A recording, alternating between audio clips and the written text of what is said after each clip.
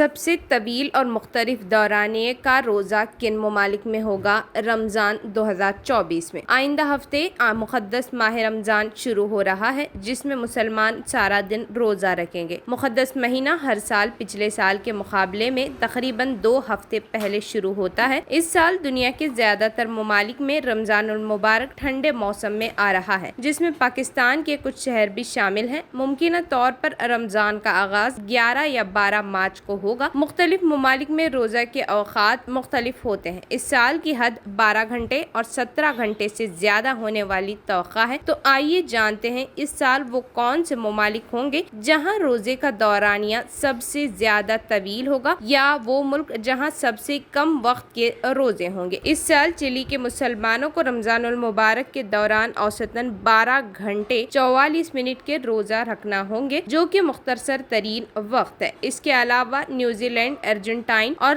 جنوبی افریقہ میں بھی اس سال روزے کا دورانیہ 12 سے 13 گھنٹے ہوگا۔ فن لینڈ، گرین لینڈ اور آئس لینڈ کے مسلمان اس سال سب سے طویل روزہ رکھیں گے۔ یہ افراد ماہ مقدس کے دوران روزانہ اوسطاً 17 گھنٹے کا روزہ رکھیں گے۔